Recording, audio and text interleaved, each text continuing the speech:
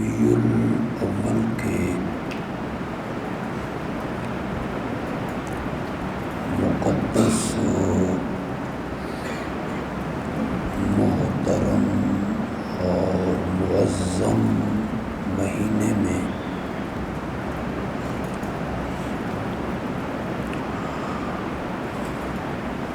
امام الانبیاء خاتم النبیین حضرت سیدنا محمد الرسول اللہ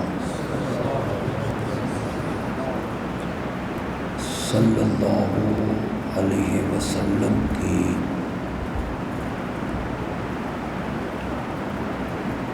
ولادت بھی ہوئی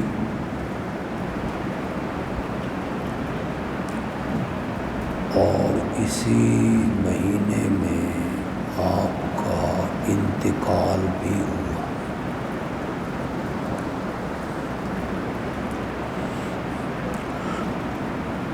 اس نسبت سے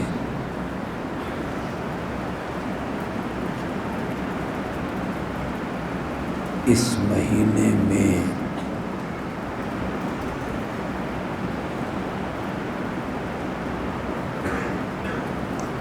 آپ کی عظمت، سیرت، آپ کی زندگی کے حالات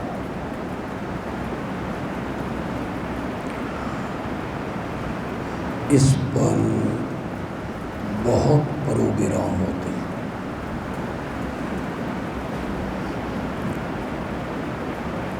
کانفرنسیں، سیمینار، جلسے، جلوس،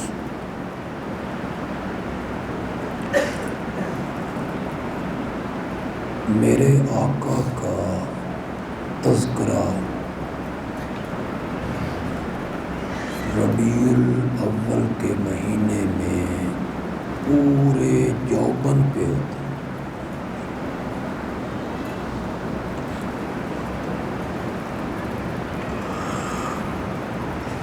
ہمارے ملک میں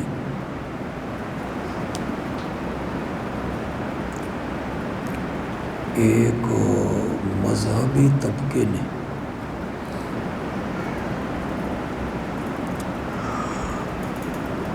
اپنے پروگرام، جلسے، کانفرنسیں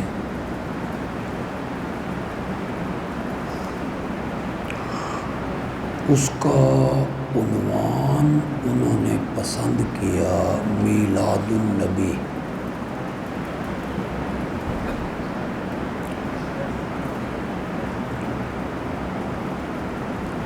ہر جلسہ میلاد النبی پر، ہر کانفرنس میلاد النبی پر۔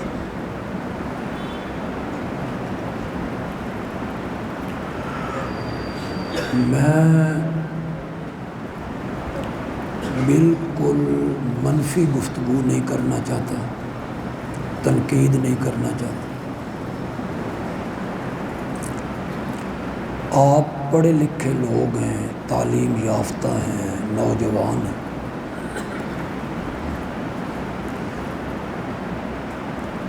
آپ میری ایک بات کا سچے دل سے جواب دیں۔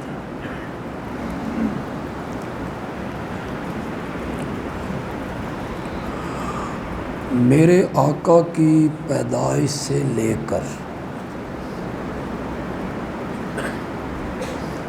آج تک دنیا میں کوئی ایسا بندہ بھی آیا ہے جس نے میرے نبی کی ولادت کا انکار کیا؟ دیں جواب۔ کوئی یہودی، کوئی عیسائی، کوئی ہندو، کوئی سکھ، کوئی مجوسی،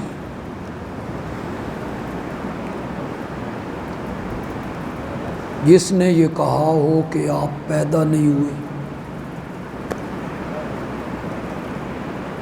آپ کی ولادت نہیں ہوئی، کوئی ایک بندہ 15 صدیوں میں، ایک بندہ، آج بھی کوئی منکر ہو، آج بھی،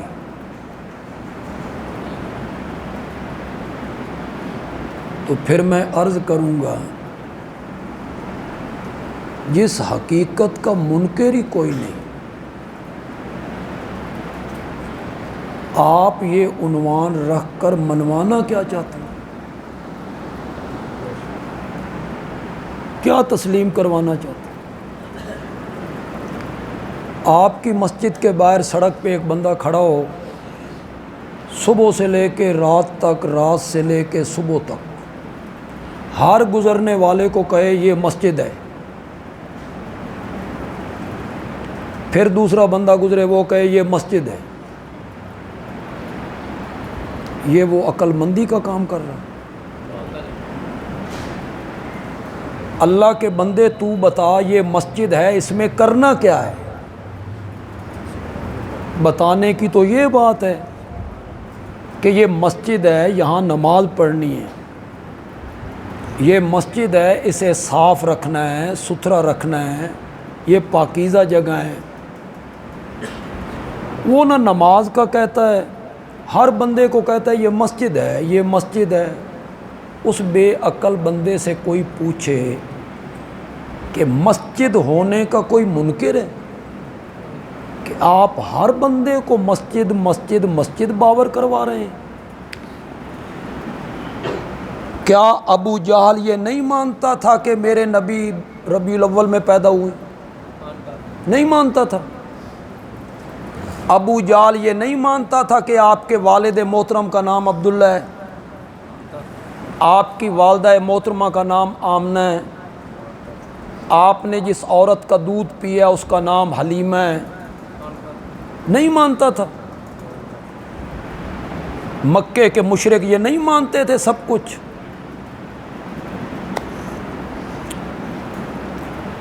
چلو ایک اور بات کا جواب دے دو، آج تو نال تھوڑی جی گلاں کر لیں گے، مقصد تو ہے سمجھانا، اللہ کرے میری کوئی بات آپ کو سمجھ آئے، نہ سمجھ آئے تو باہر جا کے دیوار پہ مار دینا، کوئی زبردستی نہیں ہے، ماننا بھی ضروری نہیں۔ 13 سال میرے نبی نے مکے میں مار کھائی تھی، مولانا بیان کر رہے تھے، کتنے سال؟ 13 سال۔ پتھروں کی بارش ہوتی، میرا نبی خون میں نہا جاتا ہے، جوتیوں میں خون جم جاتا ہے، میرے نبی پہ فتوے لگتے ہیں، کذاب ہے، مجنون ہے، شاعر ہے، ساحر ہے، دیوانہ ہے۔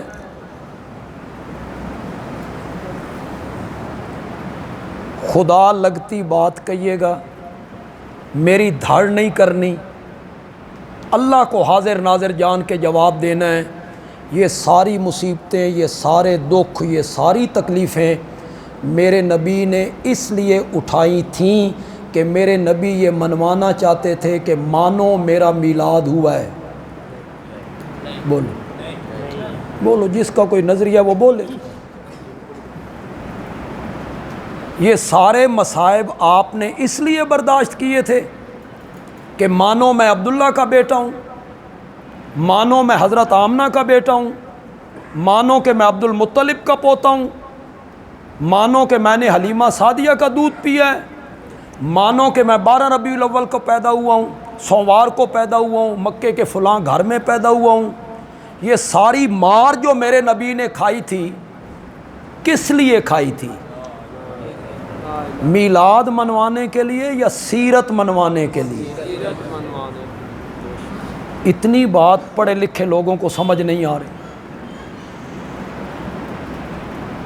حضرت بلال تپتے ہوئے کولوں پہ لیٹتا ہے،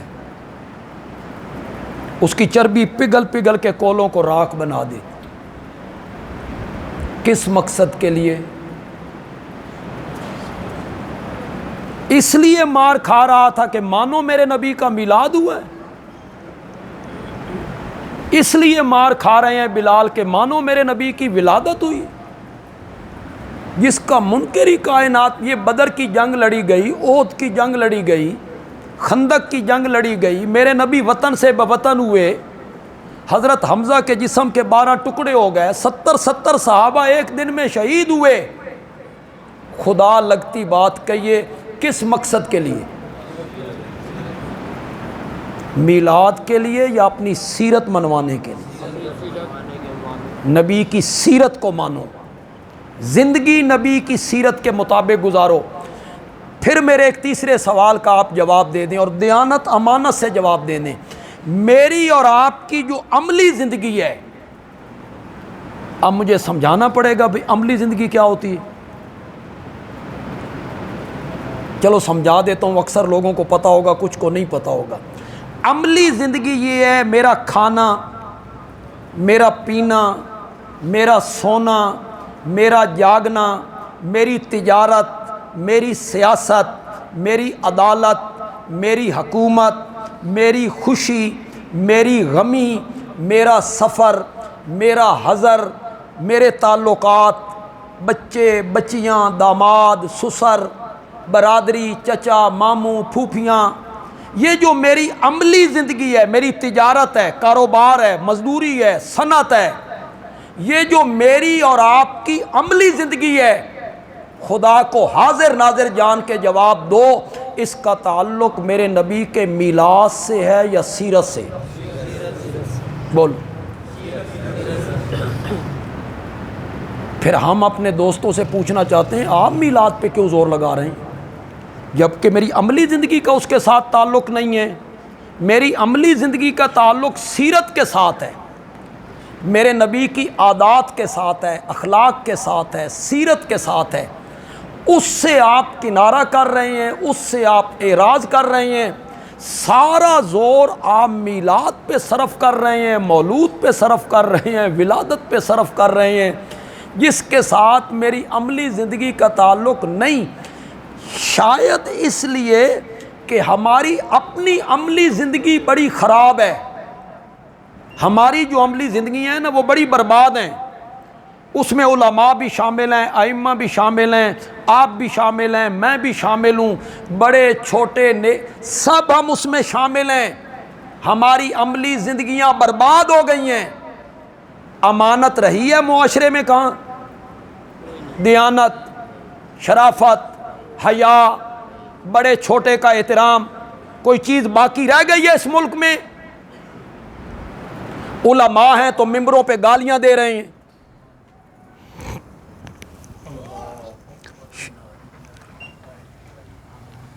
علماء ہیں تو ممبروں پہ گالیاں دے رہے ہیں۔ آپ فیس بک کھول کے دیکھیں، کئی علماء آپ کو نظر آئیں گے جو ماں بہن کی گالی دے رہے ہیں ممبر رسول پر، زبان ان کی دیکھیں، دوسرے کو کیا کہہ رہے ہیں؟ خنزیر، سور، کتا، کتی کا بچہ۔ انا للہ و انا الیہ۔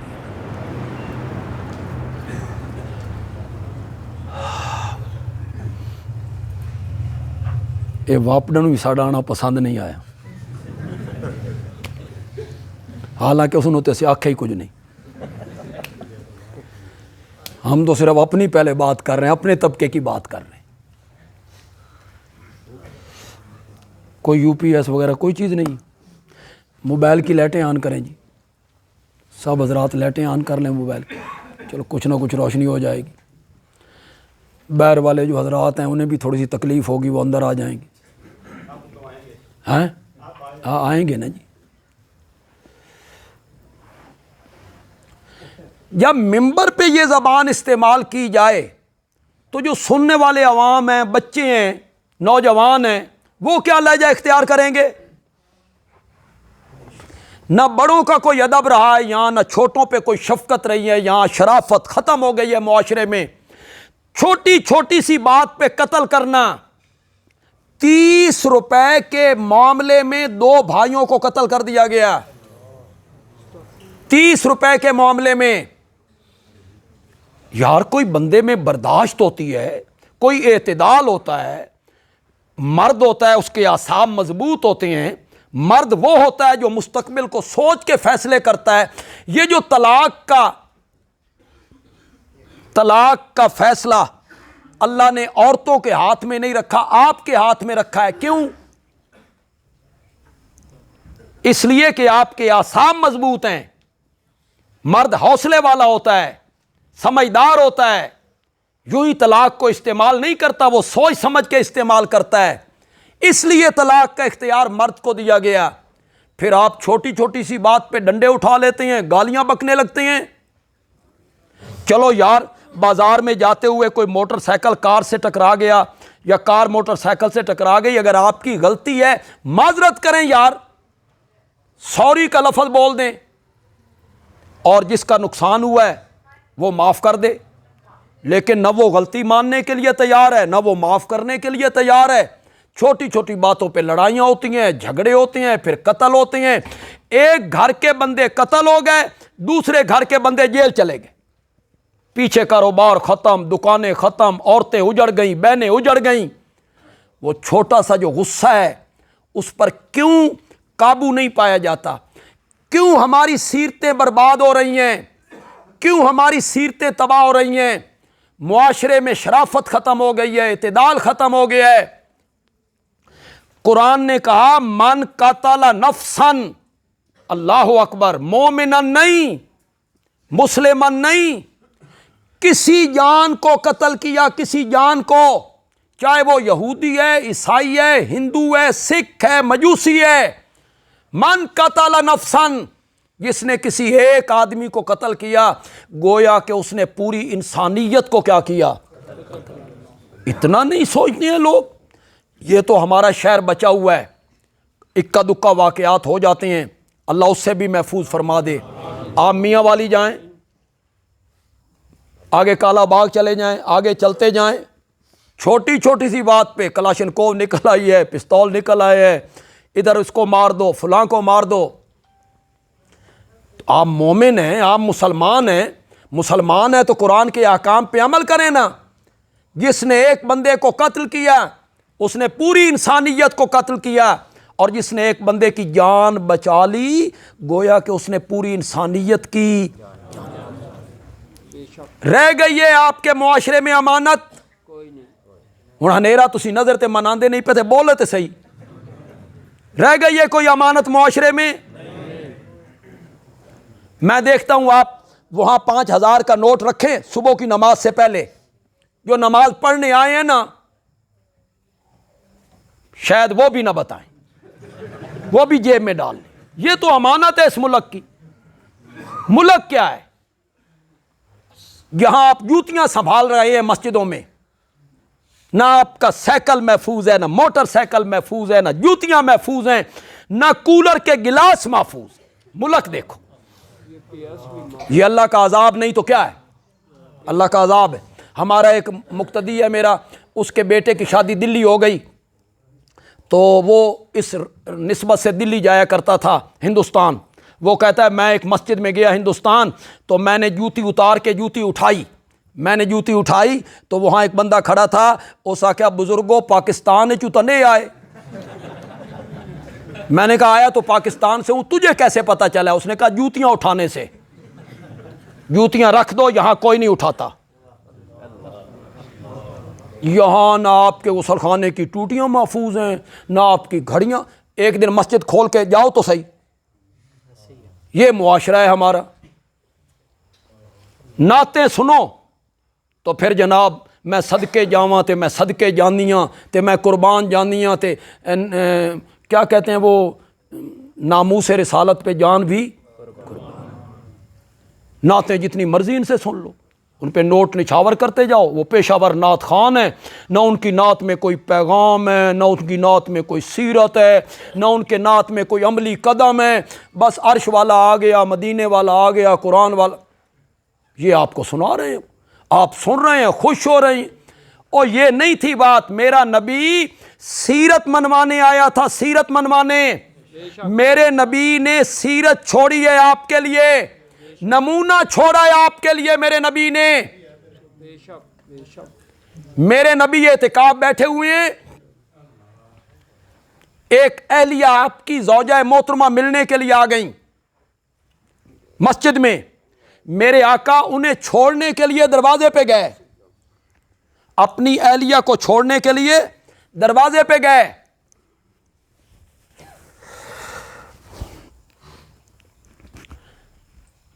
سامنے سے ایک صحابی گزرا، اس نے دیکھا کہ آپ ہیں، ایک عورت ہے، وہ آگے جانے لگا، آپ نے کہا تعال ادھر آؤ، وہ آیا، آپ نے فرمایا کسی غلط فہمی چ نہ رہیں، اے میری بیوی ہے، کہ تیرے دل میں کوئی گمان جائے اللہ کا نبی کسی غیر عورت کے ساتھ۔ اس نے کہا یا رسول اللہ میری مجال کہ یہ سوچ میرے دل میں آئے؟ آپ نے فرمایا اگر دل کے کسی کونے خدرے میں نبوت کے بارے میں یہ بدگمانی پیدا ہو جائے تو بندے کا ایمان بھی ضائع ہو جاتا ہے۔ اس بدگمانیوں کو آپ نے دور فرمایا۔ جتنے لوگ یہاں پڑھے لکھے بیٹھے ہو، خاص کر کے نوجوان بیٹھے ہو، کالجوں سکولوں کے پڑھے ہوئے، بولو میرے آقا جب عورتوں کو بیعت کرتے تھے، بیعت کرنے کا طریقہ کیا تھا؟ اور یہاں جو گدیوں پہ جو کچھ ہوتا ہے، یہاں کیا ہو رہا ہے؟ عورتیں جا رہی ہیں، پیر صاحب کے قدموں میں گر رہی ہیں، پیر صاحب اوپر سے انہیں تھپ تھپا رہے ہیں ان کے پیٹھ کو، اور یہ بھی کہیں گے ہم بھی نبی پاک کی سیرت پہ عمل کرنے والے ہیں۔ نعتیں جتنی مرضی پڑھوا لو۔ کس طرح بیعت کرتے تھے میرے نبی؟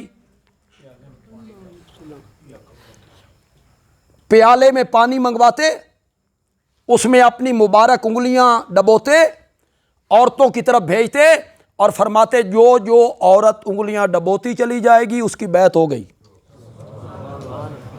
ایک طریقہ۔ دوسرا طریقہ، اپنی چادر عورتوں والے حصے میں بھیجتے، اس کا ایک سرا خود پکڑتے، عورتوں سے کہتے اس کے ساتھ اپنی چادریں باندھتی چلی جاؤ، جس عورت نے ان چادروں کو ہاتھ لگا لیا اس کی بیعت ہو گئی۔ یہ ہے سیرت میرے نبی کی۔ عورتیں سامنے نہیں آتی، میرے نبی نے کسی عورت کا ہاتھ اپنے ہاتھ میں لے کر بیعت نہیں کی، اس کی اجازت نہیں دی میرے نبی کی سیرت نے۔ لیکن آج تم یہ سیرت بیان کرو تو لوگ تمہارے گلے پڑ جائیں گے، لوگ کہیں گے نبی کی سیرت یہ ہے اور آپ کا طریقہ کار یہ ہے۔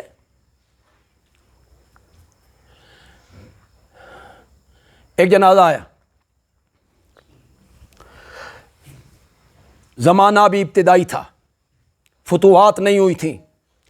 میرے آقا نے پوچھا اس پر کوئی قرضہ تو نہیں؟ کہ ہے۔ فرمایا اس کا کوئی رشتہ دار قرضے کی ذمہ داری لے؟ کوئی نہیں رشتہ دار۔ فرمایا تم اس کا جنازہ پڑھ لو، میں اس کا جنازہ نہیں پڑھوں۔ کوئی سن رہے ہو کہ نہیں سن رہے؟ کس کا جنازہ میرے نبی نے نہیں پڑھایا؟ مکروز، وہ جو قرضہ تم لیتے ہو، ہمارے ملک کا وتیرہ دیکھے، قرضہ دے کے نا، ایک بندے کو آپ قرضہ دے نا تو پھر آپ کو اپنا قرضہ لینے کے لیے بھی وجوہات بتانی پڑتی ہیں۔ میرا قرضہ واپس کر یار، میرا پتر بیمار ہے تو من ضرورت ہے۔ مزہ نہیں آ گیا؟ قرضہ واپس لینے کے لیے آپ کو بتانا پڑتا ہے میری یہ ضرورت ہے، میری یہ ضرورت ہے۔ آپ اچھی طرح جانتے ہیں اگر آپ نے کسی سے قرضہ لیا ہے یا آپ نے کسی کو قرضہ دیا ہے، آپ اچھی طرح جانتے ہیں جس کو قرضہ دیا ہے اللہ ماشاء اللہ واپس کرتا ہے، صحیح طریقے سے کرتا ہے، اس تاریخ پہ کرتا ہے۔ کہتے ہیں یہ قرض ہنسنا ہے۔ کیا ہے؟ مجھے قرض ہنسنا چاہیے۔ قرض ہنسنا وہ ہوتا ہے جب بندہ مانگے نا اگلا بندہ ہنس کے ٹال دے۔ قرض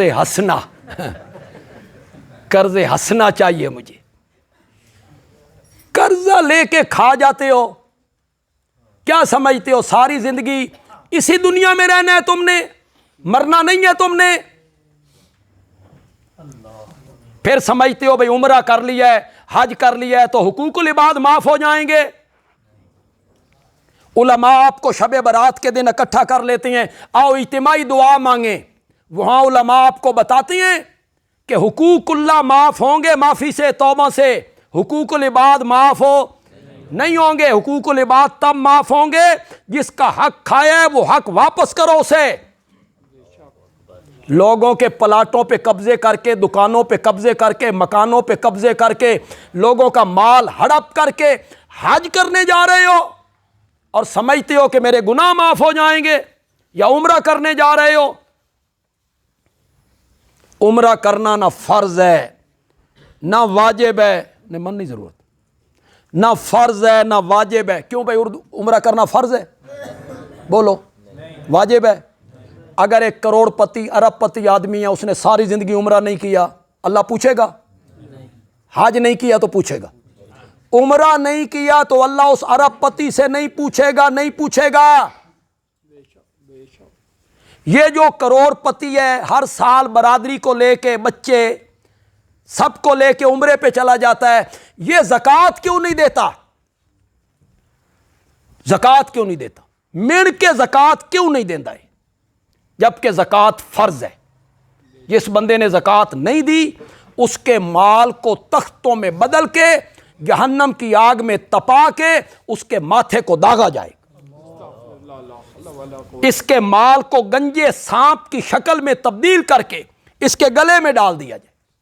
جو چیز فرض ہے وہ ہم نے کرنی نہیں، اور جو چیز نہ فرض ہے نہ واجب ہے اس پر اپنے 5-5 سال کے بچوں کو، 6-6 سال کے بچوں کو، 10-10 سال کے بچوں کو ہم لے کے جا رہے ہیں۔ بولو میری بات پہ ناراض بھی نہیں ہونا، بولو 7 سال کی عمر تک بچے کو نماز کا کہہ سکتے ہو؟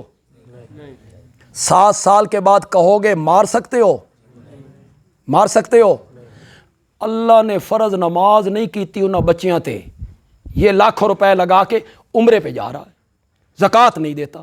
بھئی جو پیسے عمرے پہ لگا رہے ہو وہ زکوٰۃ دو نا، تاکہ کل تمہاری پکڑ نہ ہو۔ آپ نے فرمایا یہ مقروض ہے، میں اس کا جنازہ نہیں پڑھوں گا۔